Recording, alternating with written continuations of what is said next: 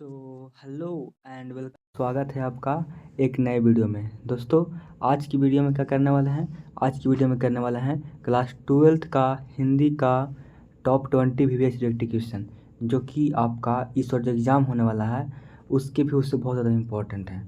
ठीक है, तो वीडियो को देखिएगा लास्ट तक, ताकि आपका जो जो मतलब कि क्वेश्चन आएगा उसको सही से बना सके।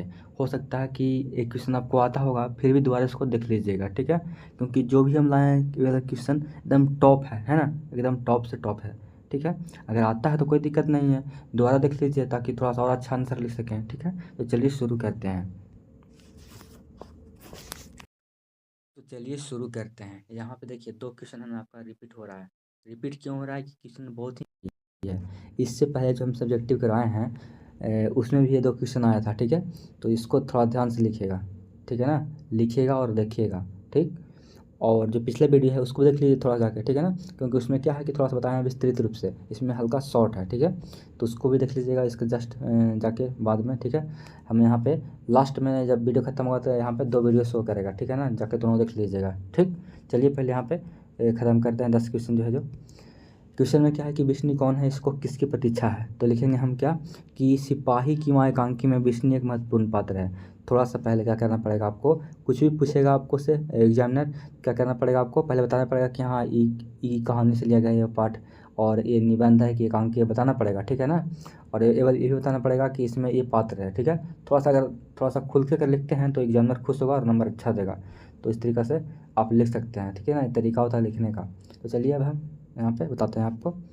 सिपाही की माँ एकांकी में विष्णु एक महत्वपूर्ण पात्र है। ठीक है, विष्णु मानक और मुन्नी की माँ है। ठीक है ना, विष्णु को अपने पुत्र मानक की चिट्ठी का इंतजार है, और प्लस में पैसा का भी वेट करती है, क्योंकि जो मुन्नी है उसको शादी भी करना होता है। ठीक है ना, तो इसलिए वो वेट करते रहती है पैसा का और चिट्ठी का। ऐसे ज़्यादा चिट्ठी का ही वेट करेगी। ठीक है, मम्मी है तो मतलब कि है ना, तो ठीक है, इस तरीके से आप लिख सकते हैं। ठीक है, आगे देखिए कि मालती कौन है ना, और इसके पति कौन है, उसका परिचय यहाँ पे बताना है। यहाँ पे तो देखिए यहाँ पे क्या लिख सकते हैं। क्वेश्चन में क्या है कि मालती के पति का परिचय दीजिए। तो क्या लिखेंगे हम? मालती के पति महेश्वर पहाड़ी गांव में सरकारी डिस्पेंसरी के डॉक्टर थे। ठीक है ना, वह कभी कभी डिस्पेंसरी के छोटे छोटे से अस्पताल में रोगियों को भी देखते थे। वह सुबह 7 बजे डिस्पेंसरी चले जाते थे और 1:30-2 बजे लौटते थे, और फिर शाम में 1 या 2 घंटे के लिए फिर दोबारा जाते थे वहाँ पर। ठीक है ना, और ये पूछेगा कि मालती के जो पति थे वो महेश्वर थे ना, तो महेश्वर जो थे वो किस बीमारी का इलाज करते थे? तो गैंग्रीन का। ठीक है ना, ठीक है, ऐसा पूछा था वहाँ बता दीजिएगा। ठीक, और ये पूछ सकता है कि जैसे कि ये कहानी जो है ये रोज है ना, ये कहानी कौन सा है? मालती वाला तो रोज है ना। उसमें पूछ लेगा आपसे ना कि गैंग्रीन बीमारी का जिक्र किस में हुआ है, तो बताना पड़ेगा कि हाँ इस पाठ में हुआ है। ठीक है, तो रोज में हुआ है बताना पड़ेगा आपको। ठीक है, चलिए आगे बढ़ते हैं। क्वेश्चन नंबर 3 क्या कह रहा है कि उत्सव कौन और क्यों मनाया जा रहा है? तो देखिए कैसे आपको लिखना है आंसर। आपको लिखना होगा ऐसे, कैसे? उत्सव शहर में रहने वाले समान नागरिक मना रहे हैं। ठीक है, उनके उत्सव मनाने का कारण निम्नलिखित है। देखिए यहाँ पे 3-4 कारण दे देंगे। यहाँ पे कौन कौन कारण है? यहाँ पे देखिए, यहाँ पे 4 कारण कौन कौन है। एक तो उनको पता है कि उनकी सेना ने विजय प्राप्त कर ली है, और क्या वह युद्ध क्षेत्र से वापस आ रहे हैं, है ना, तो उस खुशी में यहाँ पे क्या कर रहे हैं, वो अपना मौज मना रहे हैं, उत्सव मना रहे हैं। ठीक है, फिर लिखेंगे हम उन लोगों को सच बात तो बिल्कुल ही पता नहीं। ठीक है, तो इसे लिखेंगे क्या कि इस युद्ध में मारे गए लोगों के विषय में उन्हें कुछ भी पता नहीं है। ठीक है, तो इस तरीके से आप 3 पॉइंट लिख सकते हैं। ठीक है, अब देखिए जब युद्ध में सैनिक मनाता था किसी को तो पता नहीं रहता है, पर जीत हो गया उसका खुशी से मनाता है। ठीक है, मेन तो दुख जब आने के बाद जब आ जाता है सब कुछ तब दुख मनता है ना। आगे देखिए कह रहा है कि तुलसी सीता से कैसी सहायता चाहते हैं। देखिए यहाँ पे क्या लिखेंगे हम?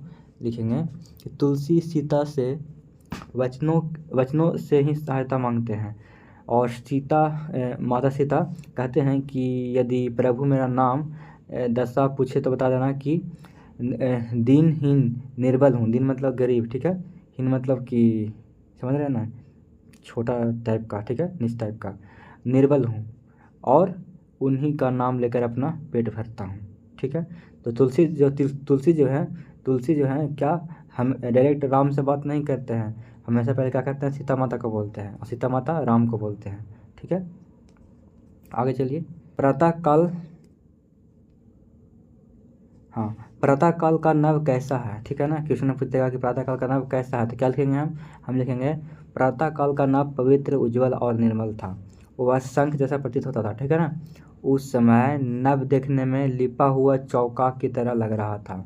पूर्व में बिखरी सूर्योदय के पहले की ललिमा के कारण नव देखने में बहुत सुंदर लग रहा था। ललिमा मतलब कि जैसे कि होता है ना कि हल्का सा जब सूर्य जब होता है मतलब कि जब मतलब कि उगने लगता है तो क्या होता है, हल्का रेड टाइप का होता है, और जैसे कि आम जितना पका हुआ रहता है ना उस टाइप का दिखाई देता है। तो इसलिए यहाँ पर ललिमा शब्द का उपयोग किया गया है, ठीक है। तो इस तरीके से आप 4 का ऑप्शन, 4 का जो आंसर है इस तरीके से लिख सकते हैं, ठीक है। चलिए आगे बढ़ते हैं। छत्रछल की तलवार कैसी है, देखिए यहाँ पे बताना है आपको। तो क्या लिखेंगे हम, एक बढ़िया उत्तर लिखेंगे। छत्रछल की तलवार रौद्र रूप धारण कर रखा है। उनकी तीक्ष्ण धार वाली चमचमाती तलवार जब म्यान से निकलती थी तो वह प्रलय सूर्य की तेज किरण से समान लगती थी। उनकी तलवार शत्रुओं के गले में मृत्यु के समान लिपट रही है, ठीक है ना। उनका तलवार ऐसा था मानो शत्रुओं के सिरों की माला भगवान रुद्र को अर्पित कर उन्हें खुश करना चाहती हो। तो इस तरीक़ा से एक बढ़िया आंसर आप लिख सकते हैं, ठीक है ना। बढ़िया आंसर एक लिख सकते हैं, ठीक है। कॉपी भी इसको लिख लीजिए बढ़िया से, ठीक है। यहाँ तो हम सिर्फ पढ़ के बता रहे हैं, पर आपको इसको पढ़ के खुद से लिखना है, ठीक है ना। फिर लिखना है, फिर पढ़ना है, ठीक है। तो छत्रछल की तलवार कैसी है, तो इस तरीके से आपको इसका आंसर लिख सकते हैं। आगे बढ़ते हैं। कह रहा है कि भगत सिंह की विद्यार्थियों से क्या अपेक्षाएं थी, है ना। देखिए तो क्या लिखेंगे हम लिखेंगे कि भगत सिंह की विद्यार्थियों से निम्नलिखित अपेक्षाएं हैं। तो पहला क्या लिखेंगे हम, देश को आज़ाद करने में तन मन धन के सहयोग से, ठीक है ना, सहयोग करना था।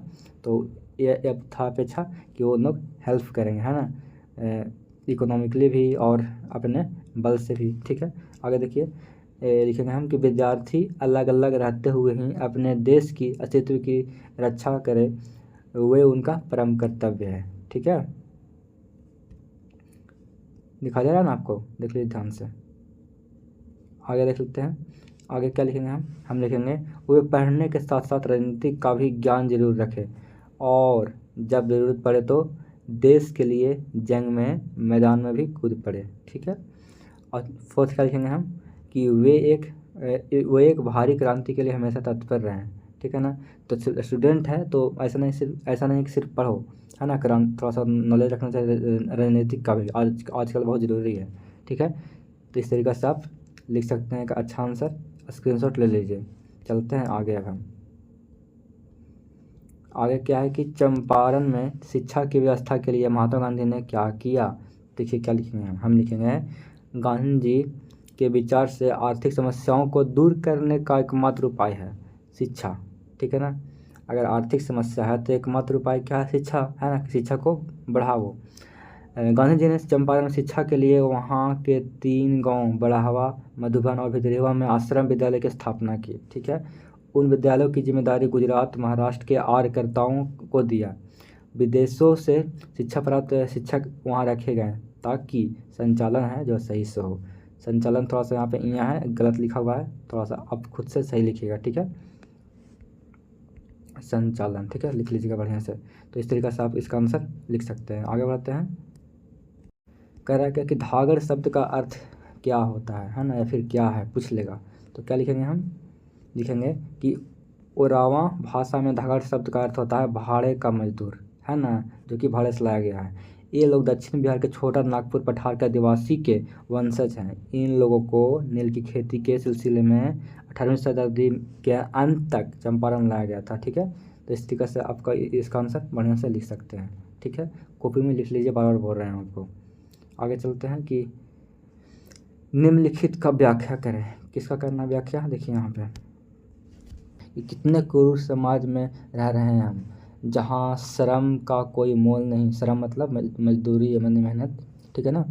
बल्कि निर्धनता को बरकरार रखने के षड्यंत्र ही था यह सब, ठीक है ना। तो ये जो लाइन लिखा गया इतना, इसको क्या करना है, आपको एक्सप्लेन करना है। तो देखिए इसको करते हैं एक्सप्लेन। तो क्या लिखेंगे हम, प्रस्तुत पंक्ति ओम प्रकाश वाल्मीकि द्वारा रचित आत्मकथा जूठन से ली गई है, ठीक है। लेखक इस पंक्ति के माध्यम से यह कहना चाहते हैं, क्या कहना चाहते हैं, कि यह समाज लेखक की जाति के लोग से बहुत ही कठोर व्यवहार करता था, क्योंकि वो दास जाति के थे, है ना। दास जाति के लोग से थोड़ा सा सबको ही पहले क्या करता था, थोड़ा सा हेट रखता था, यानी कि नफरत रखता था, ठीक है। आगे देखिए क्या लिखेंगे हम, इन लोगों से काम बहुत लिया जाता था और मेहनत ताने की जगह मात्र गालियाँ ही मिलती थी।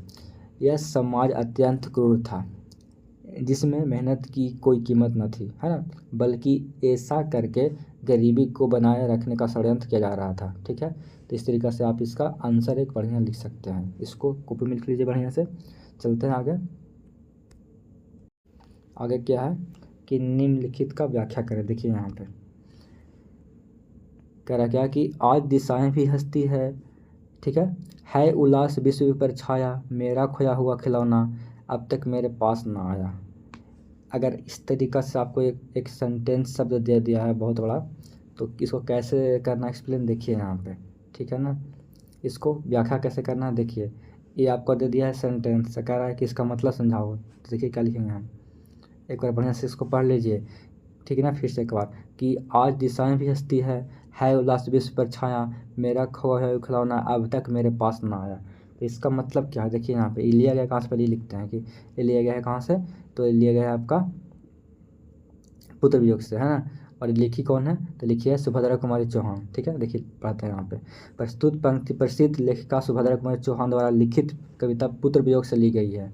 लेखिका इस पंक्ति के माध्यम से क्या कहना चाहती है कि आज चारों तरफ प्रसन्नता का वातावरण बना हुआ है, सभी लोग अपने अपनी खुशी में डूबे हुए हैं। ऐसे में पुत्र के वियोग में माँ अपने बेटे के आने का इंतजार कर रही है।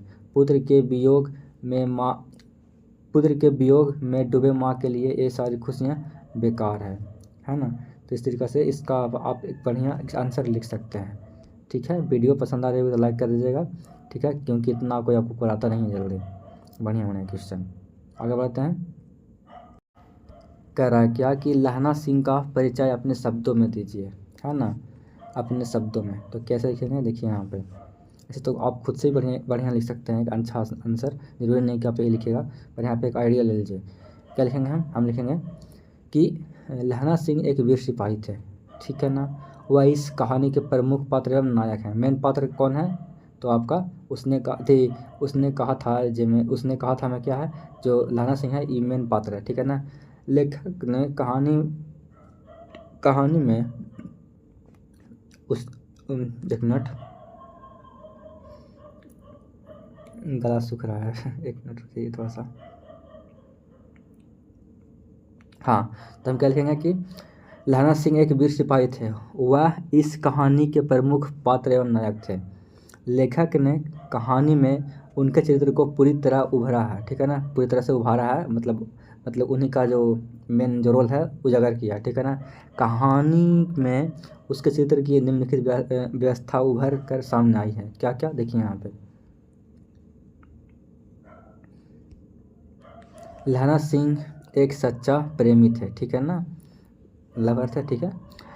बचपन में उसके हृदय में एक अनजान भावना ने जन्म लिया, जो प्रेम था। ये बात सच है कि उन्हें अपना प्रेम ना मिल सका, लेकिन फिर भी उसने अपने प्रेम को सच्चाई से अपने हृदय में बसा रखा, ठीक है।